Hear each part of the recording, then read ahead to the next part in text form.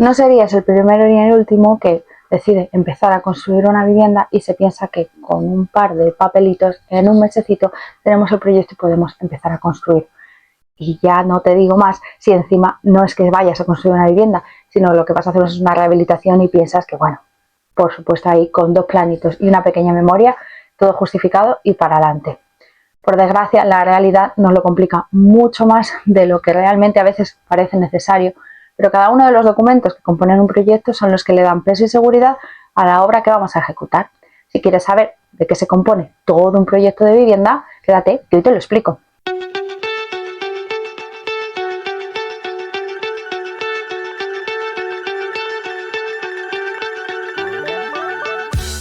Hola amigos, bienvenidos al canal de las obras, porque aquí de lo que hablamos es de obra. Pero previo a la obra necesitamos un proyecto en base al cual construir, presupuestar y ejecutar todos los trabajos que implican nuestra obra.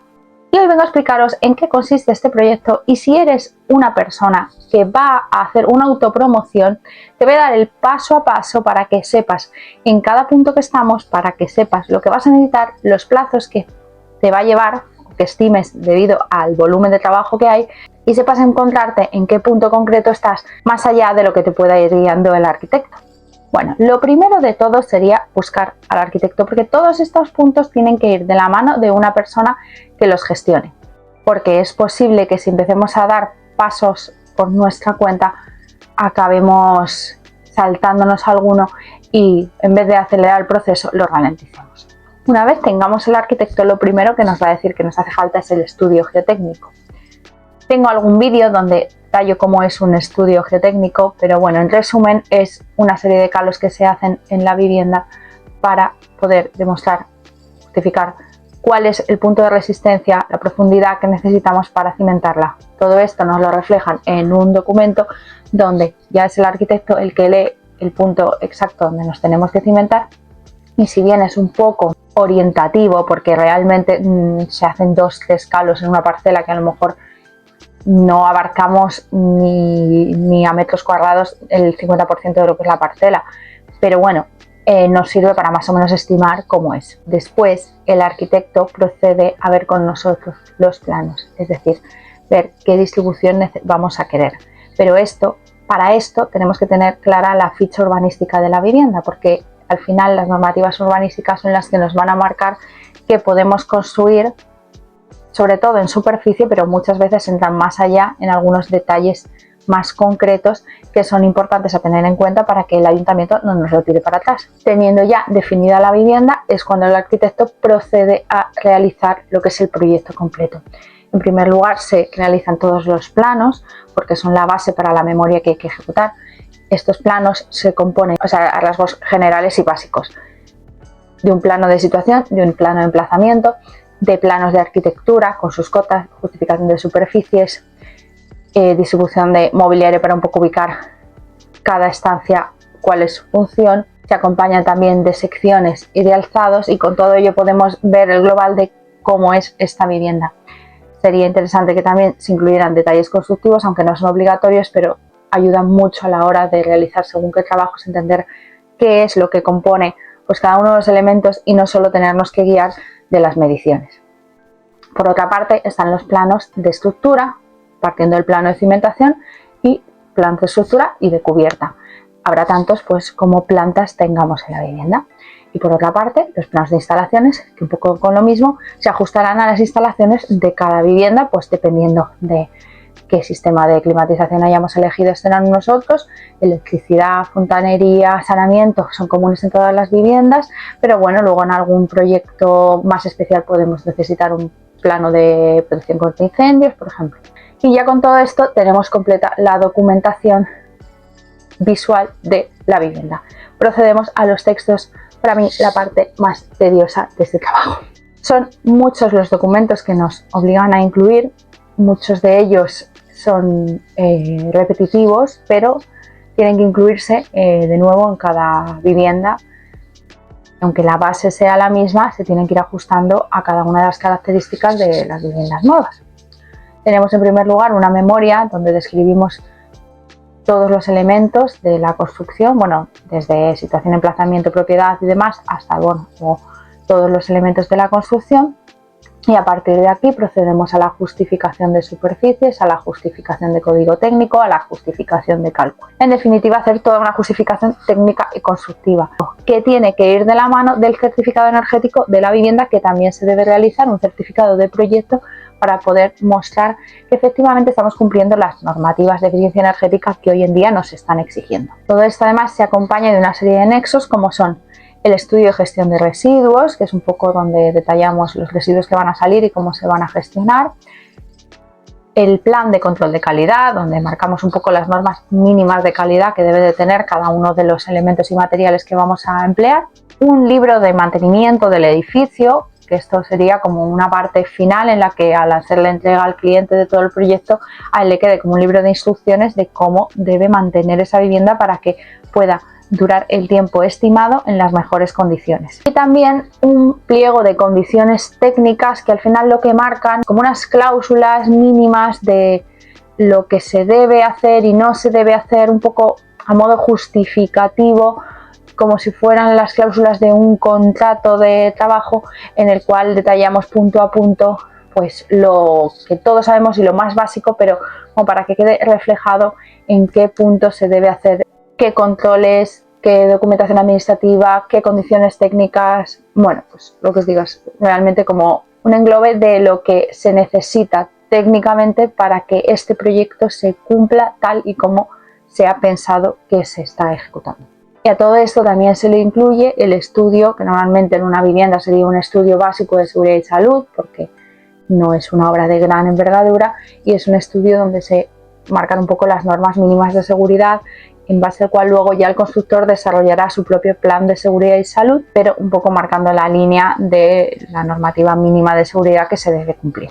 Con todo esto ya claro, se procede a las mediciones y el presupuesto de ejecución material, que no es más que medir parte a parte, punto a punto, cada una de las partidas divididas en todos los capítulos que englobe, de una manera exhaustiva, sin dejarnos ningún punto, porque además estas mediciones luego serán la base para pedir presupuestos.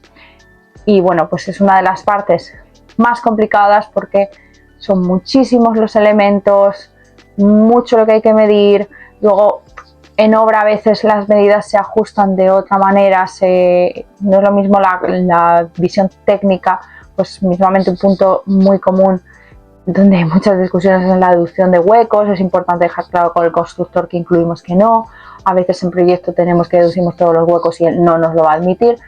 Entonces, bueno, estas mediciones al final son la base del proyecto, que son la base de los presupuestos, pero no marcarán el presupuesto definitivo.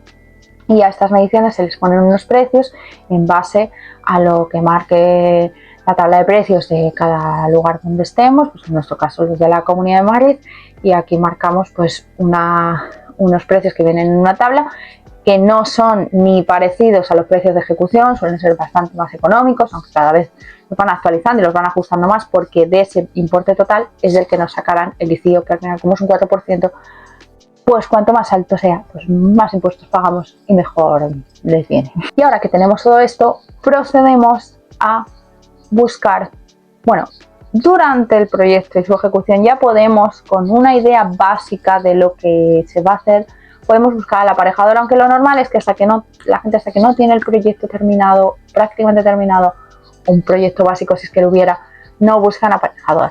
Al final los aparejadores necesitamos saber qué es lo que se va a hacer para estimar la dedicación que nos va a llevar, porque al final nosotros ofertamos en base a dedicación, o sea, no a ninguna otra cosa. Yo oferto en base a distancia a la que tengo la obra y en base a la dedicación según el volumen de obra que implique y la dificultad técnica, porque no solo es el volumen, a veces hay obras que no son muy grandes, pero llevan una mayor dificultad técnica por los sistemas que van a utilizar.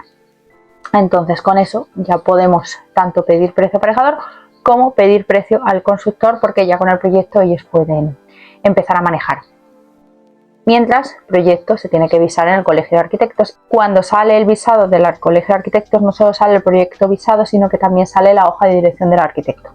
Con todo esto vamos al ayuntamiento y ya nos pueden mover la documentación. Hay ayuntamientos que si no presentas la hoja de dirección de ejecución, la hoja del aparejador, no te lo aceptan, otros sí, pero te dicen que la tienes que tener antes de que acabe la obra. Esto pues viene trayendo problemas porque al final la letra pequeña no la lee nadie el arquitecto no le avisa, hacen toda la obra sin aparejador y luego nos viene el problema de que no nos dan la célula de habitabilidad si no tenemos el aparejador. Entonces queremos luego direcciones de obra de obras ya terminadas que nosotros no hemos podido ver, pero en las que tenemos que dar las mismas garantías que si las hubiésemos visto ejecutar. Pero este es otro tema. Entonces, vamos a contar en los pasos de cómo considero que deberían ser, que es que una vez tenemos el proyecto visado, procedemos a entregárselo al ayuntamiento o primero al aparejador, porque bueno, el colegio de aparejadores no suele tardar tanto, o bueno, podemos presentarlo al ayuntamiento y luego anexar la hoja de dirección de ejecución, que es la hoja de dirección del aparejador. Mientras vamos buscando constructor, pero previamente a empezar a construir, el constructor debe redactar un plan de seguridad y salud, que es un plan que engloba un poco las normas de seguridad que él va a tener con respecto a sus trabajadores y con respecto a las subcontratas que va a tener. Sobre todo trabaja mucho el tema de las subcontratas para que los trabajos se coordinen y no haya incidentes entre medias. Esto, de nuevo, sí es un documento que se nos exige y que de normal pues ahí se queda y no se suele usar, pero es un documento que luego trae mucho peso si hubiera un accidente en la obra, que Dios no lo quiera, pero tenemos que estar resguardados de que por lo menos a esa persona se le ha informado de las medidas de seguridad. Que luego hará lo que quiera, como siempre, pero por lo menos que quede constancia de que nosotros le hemos dado los medios y se le ha informado. Entonces, este plan de seguridad y salud que lo firma y redacta el constructor y que no lo tiene que pagar indirectamente, como todo lo paga el propietario, ¿no? Porque bueno, al final de ese dinero, al final el dinero son números, pues de ese saco él contratará o redactará o como lo considere ese plan de seguridad y salud, pero no debe de ser que una vez tenga un presupuesto aprobado, llegue y diga, que me piden el plan de seguridad y salud y me cuesta tanto. No puede ser, porque es como una parte intrínseca de la obra. Entonces, igual que no le diría, oye, que me piden cascos, dame dinero para cascos, ¿no? O sea, esto ya lo tenemos que tener englobado en la parte que hayamos puesto de seguridad y salud. Con este plan de seguridad y salud redactado, será el constructor el que se lo entregue al coordinador de seguridad y salud. Y el coordinador de seguridad y salud le aprobará con el acta de aprobación el plan, si es que está correcto y se ajusta a lo que realmente se requiere en la obra. Con ese acta firmado, ambos tienen trabajo. El coordinador de seguridad y salud, que normalmente en obras de pequeña ejecución, una vivienda, es la misma figura que la dirección de ejecución, visará la coordinación de seguridad y salud. Y el constructor procederá a realizar la apertura del centro de trabajo, que esto es algo que en el momento en que tú tienes subcontratas trabajando, lo tienes que tener hecho. En obras con proyectos, sin proyectos, independientemente. Tú tienes que tener tu centro de trabajo, que al final no es más que de cara a laboral, es decir, que aquí hay gente trabajando. Y entonces ya cuando tenemos el centro de trabajo abierto, cuando tenemos la coordinación de seguridad y salud visada, ahí ya se puede proceder a empezar la obra, por supuesto, siempre que tengamos la licencia. O sea, todo esto cuento que en el medio plazo de pedir presupuestos y mover toda esta documentación, la licencia ya ha salido. Entonces, bueno, como veis, son muchísimos pasos, muchísima documentación. Todo esto es lineal, pero a veces no es lineal, a veces vamos para adelante y vamos para atrás, porque en lo que está redactando la documentación al arquitecto se nos ocurre que igual podíamos cambiar no sé qué en el proyecto. Y a lo mejor con el proyecto ya realizado, en lo que está ofertando el constructor, vemos que se nos va de precio y tenemos que cambiar algunas cosas que a lo mejor no afectan a sustituir el proyecto, pero sí a cambiar pues las mediciones, de nuevo el presupuesto y demás. Entonces, este trabajo, que de por sí, pues como veis, son muchos los pasos que hay que seguir y lleva su tiempo y muchas decisiones por medio, a veces pues incluso se nos puede enrevesar más. Por eso la gente pues cuando decide que se quiere construir una vivienda, tiene que contar que mínimo, desde que lo decide, ya teniendo el terreno y todo, desde que decide que va a empezar con la documentación, hasta que se pone a construir, que luego también hay que sumar que los constructores están hasta arriba y no te van a decir, sí, mañana empezamos, no. Pues entre pitos y flautas se va un año. Y a veces incluso más, según el tipo de proyecto que vayamos a realizar. Entonces sirva esto, no para asustar, sino simplemente pues para informar si eres una persona que está viendo este vídeo porque va a empezar a construirse su vivienda. Y nada más por hoy, amigos. Bueno, esto ha sido muy express, son muchos los documentos.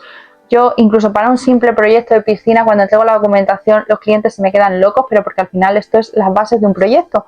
cualquier proyecto va a llevar esto. Claro, la memoria será un poquito más corta porque hay menos que definir y habrá menos planos y demás, pero todos los puntos, cualquier tipo de proyecto los va a llevar. Entonces, mucha la documentación, y yo sé que alguno se abruma y dice, ostras, ¿y esto para qué? Pues mira, pues básicamente porque lo piden, como tantas cosas en la vida que tenemos que hacer, básicamente porque nos las piden y porque quizás algún día sirvan para, si pasa algo, tener todo muy bien atado.